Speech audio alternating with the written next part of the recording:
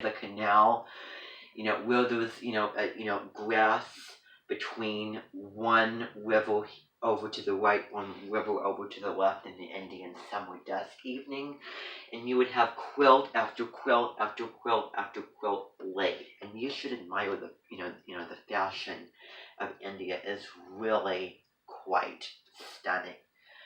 So that's very, very wonderful. Anybody else? Okay, yes, Buddhism. Buddhism, yes.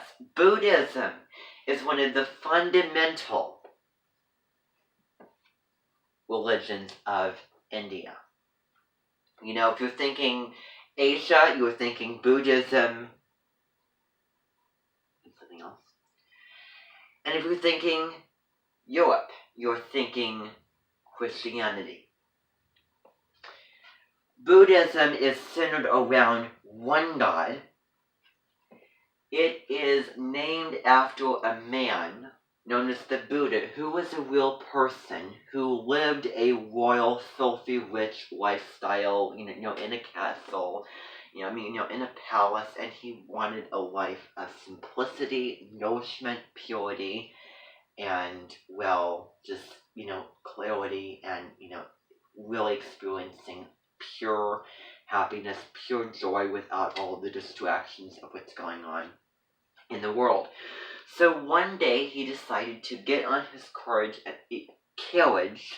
and escape from the royal living of, his family and his friends. He became a monk.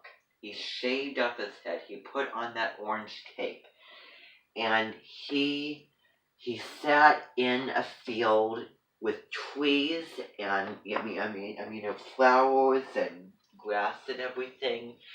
And he sat with his legs crossed and his arms on his legs, and he had his eyes shut, and he listened to everything around him, calmed and grounded himself, and they sit there for from dawn until dusk. Yes, that's where Buddhism gets an idea: true happiness, true divine spirituality, because that's another thing to describe India. And May 7th is National Buddhist Day, and that's another great May 5th Cinco de Mayo. May 7th you head over to India, China, Japan, or Korea and celebrate National Buddhist Day.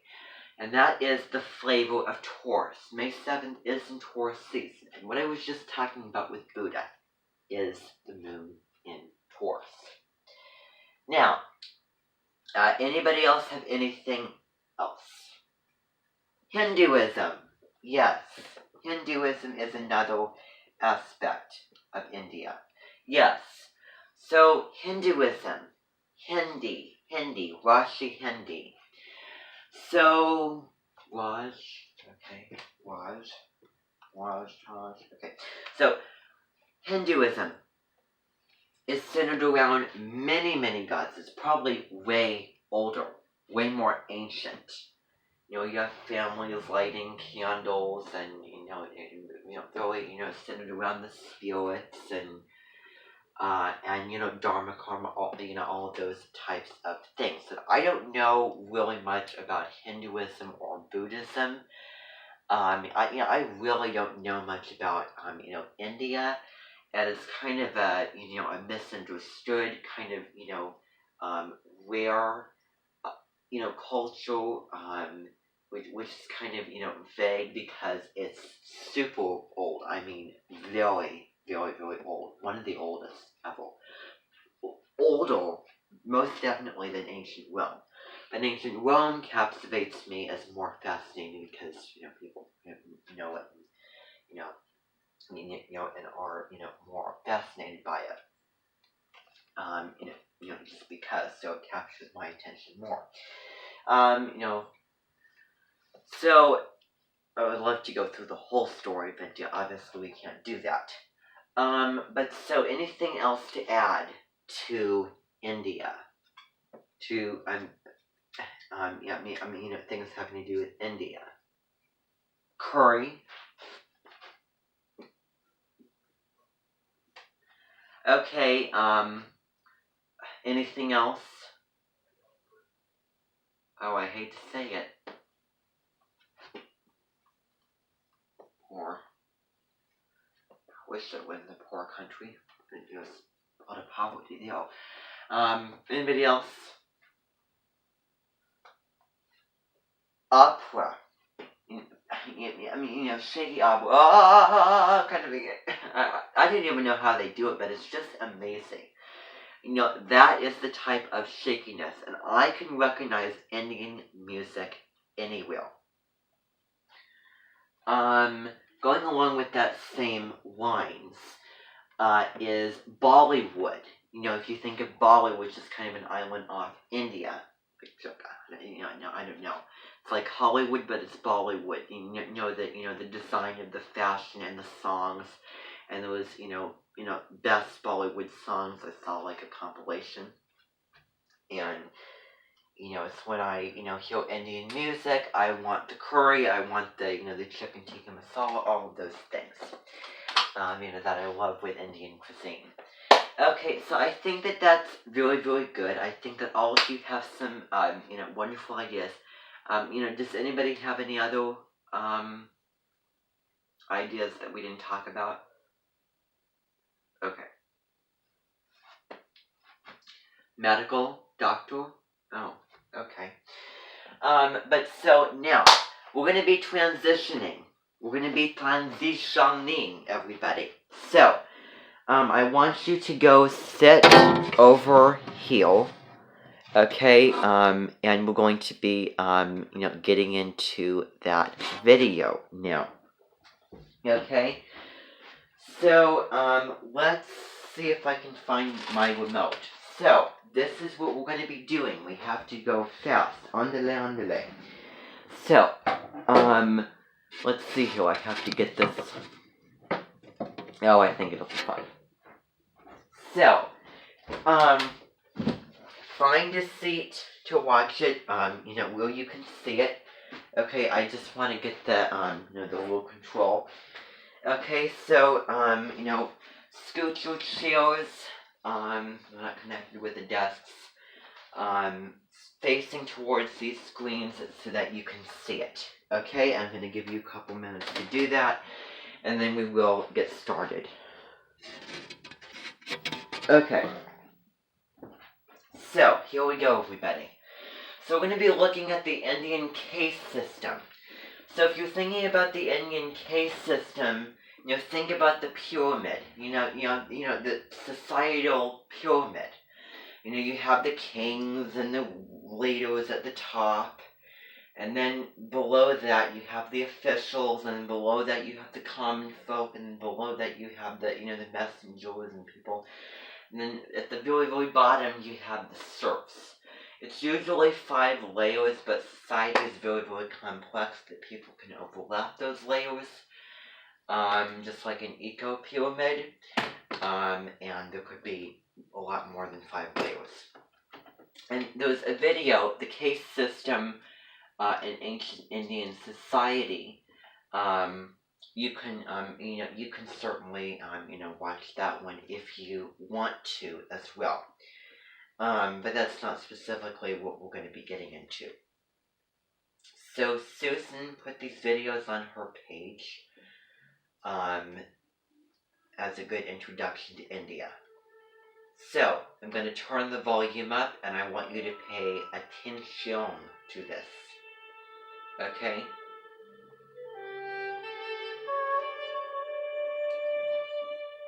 All the great ancient civilizations meditated on these big questions. How to live life, sharing the planet with other people. How to find happiness.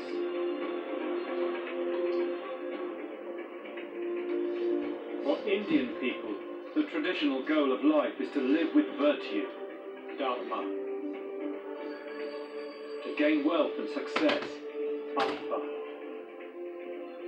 To find pleasure, karma. But in the end, to seek enlightenment, moksha. My journey led me first down the plain of the river Ganges. Here in the 5th century BC, a series of kingdoms grew up with cities, and in history cities are always vehicles for change.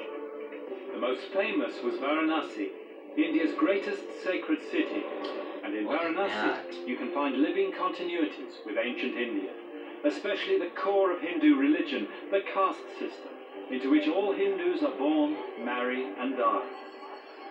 The caste system divides people from birth to death. It fixes their jobs and their place in You can society. certainly watch From how the Brahmin model priests looks, at but the I top think it's to better the to see it how it outcasts and actually looks untouchables in at the bottom, society. who clean the waste People. and dispose of the dead. But it's a mutually sustaining system. Everybody has a place, and everyone needs somebody else. We're going to meet one of the family of the Dharmarajas, the Lords of the Dead. They are the only people who can perform the funeral pyres here in Benares. When family comes to have a cremation of family member, the fire can only come from your family. Because if they could not take the fire from us, it means it could not be burned the body even Prime Minister died. Even the Prime Minister? Even Prime Minister died. Is it allowed to see? Yes, allowed to see. May we come? Yes. We follow you? Yes. Okay. The sacred fire from which all funeral pyres must be lit has been kept burning here continuously for thousands of years. So is this the fire here? This is the fire here, and this is the fire momently keeping here since 3,500 years. In the ritual universe, order is vital. And so it was with society in the 5th century BC. Know your place in the order. Perform the necessary rituals. Fulfill your duty, whatever caste you're born into. You and your family are very, very important people in India. In a way, It's kind of basic understanding In a way of Indian thinking. life and society but in a way of before naturality, understanding any people era think in us, history. we are the very low caste, we cannot touch him, we cannot go with him. You are low caste. You are. We are untouchable. If we are paria, when we walk in a street, people don't like to touch us. That is the biggest thing. Really? So, even though, because you do the rituals for the dead and you touch the dead, you are very low caste. Low caste. But everybody needs you. Without us, they cannot do. From ancient times, that was the Indian way. And it's lasted thousands of years, a system of power from the Iron Age, now being renegotiated in modern democratic India. But it was challenged before. People first started to question the old order in the 5th century BC, and not just in India. In China there was Confucius and Lao Tzu. Across in the Mediterranean, the Greek philosophers. In Israel, the Old Testament prophets. It was a revolutionary time for humanity, the birth of conscience, putting ethics at the center of the world. And nowhere were these questionings more intense than in India.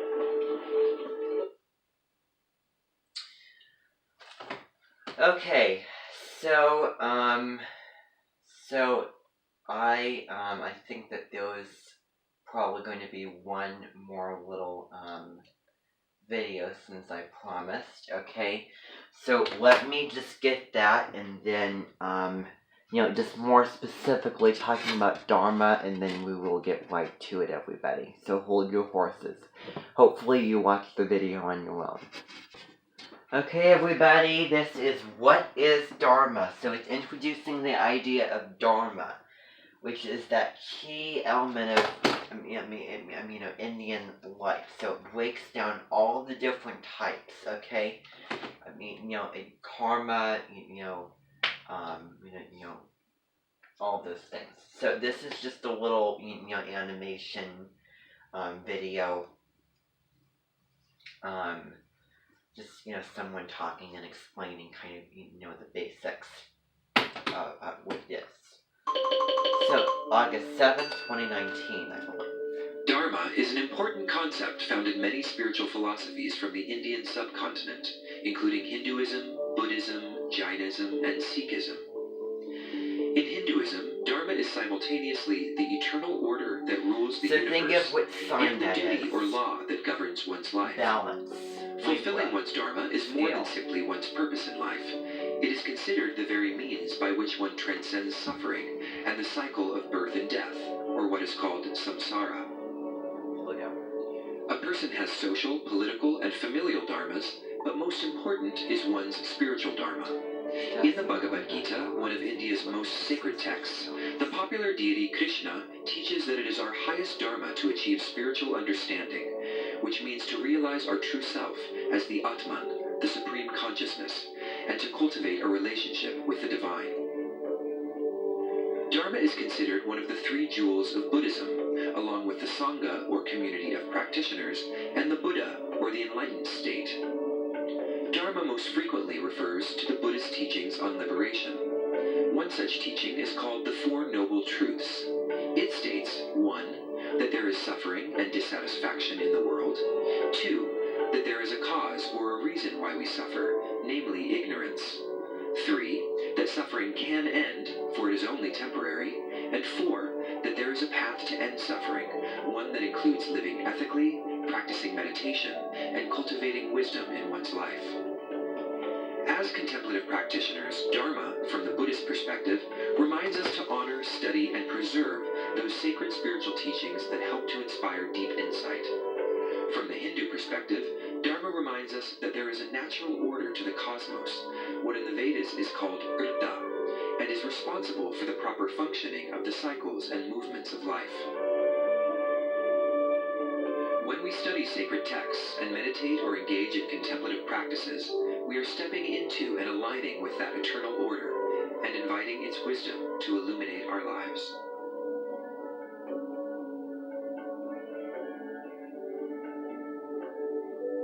Okay. So those are just a couple of little videos to kind of get us going. Okay, now let's move into the next thing. Okay, I want that to go the whole way.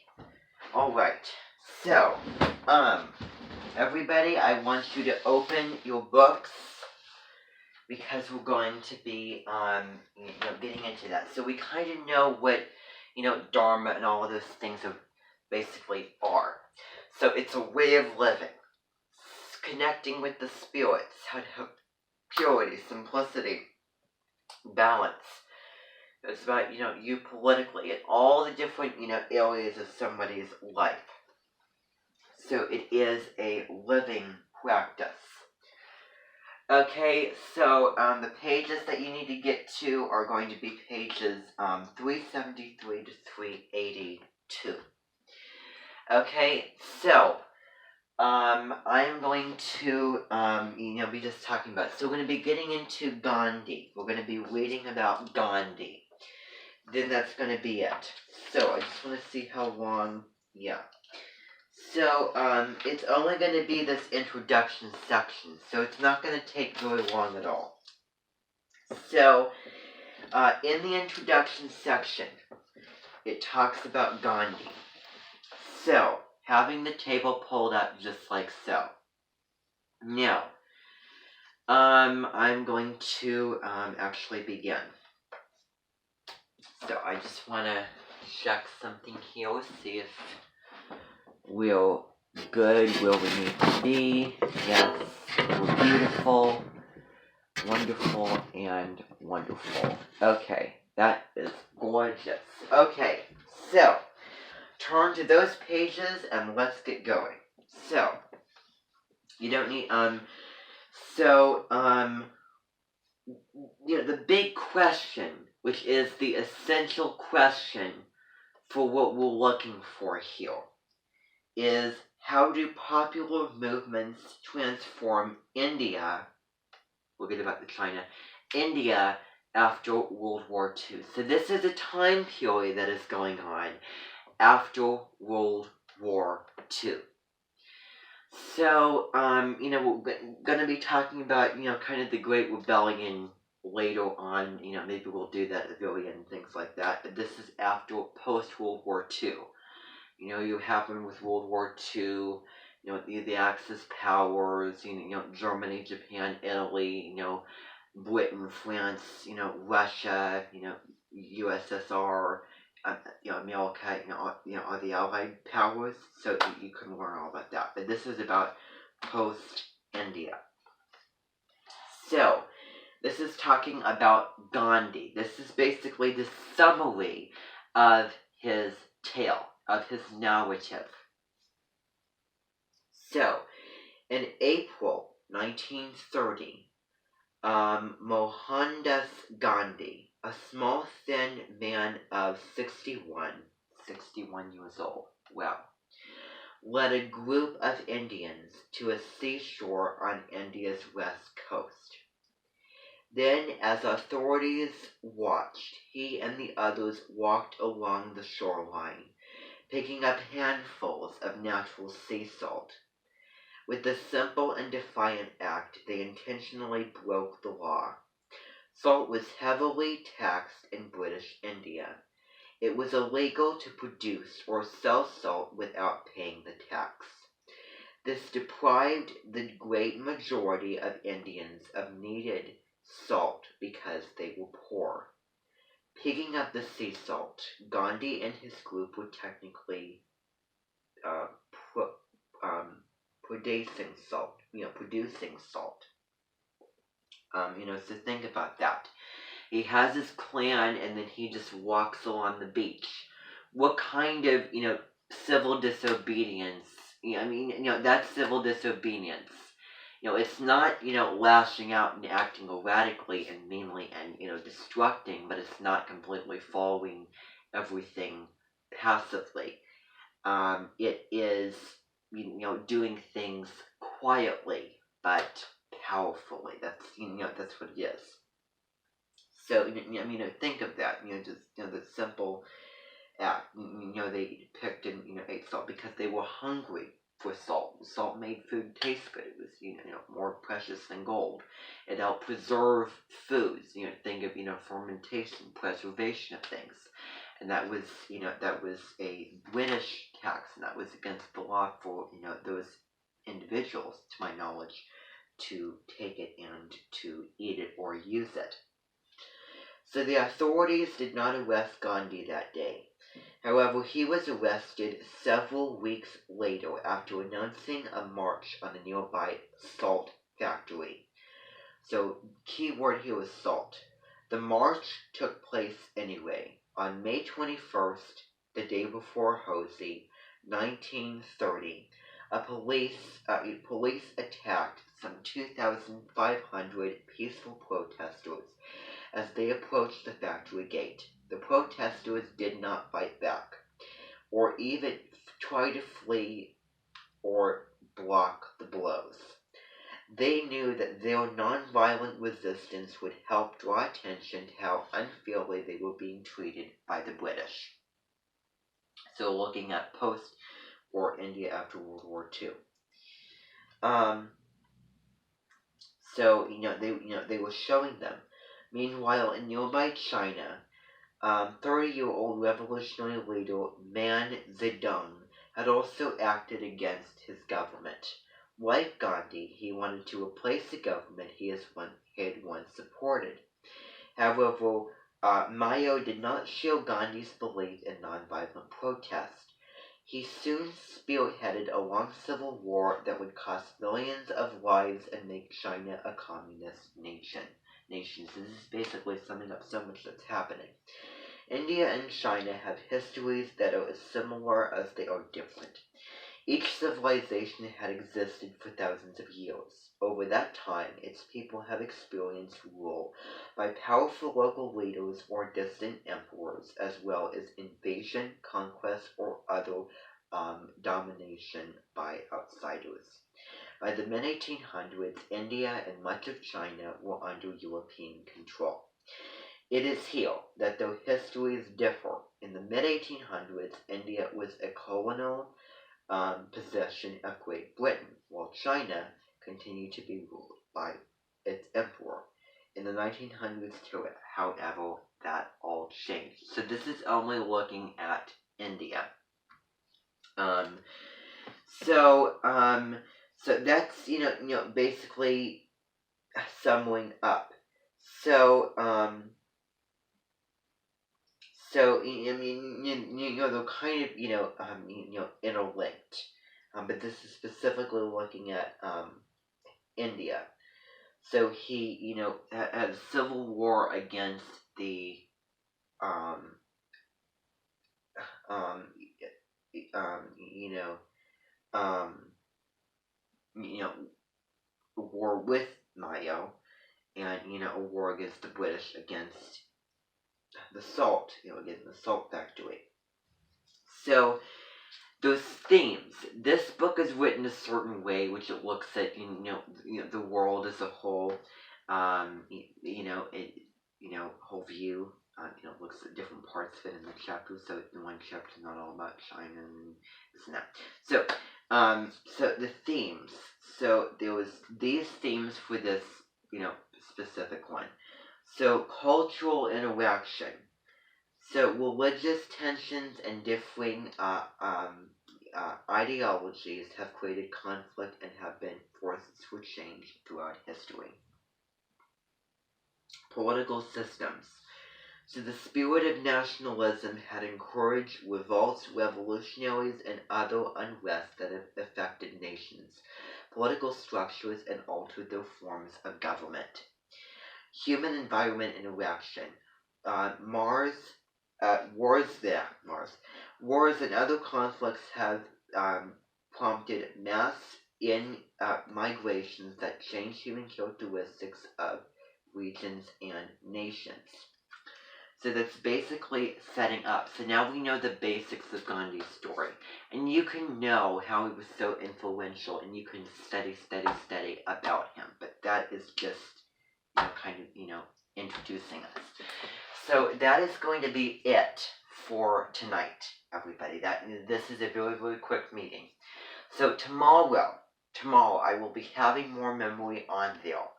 We'll be coming here, and we will be reading more, and I will be having it long and drawn out, discussing more. Okay. See if there's any more videos that we could watch. Just find out what we could do. So everybody, thank you very, very much.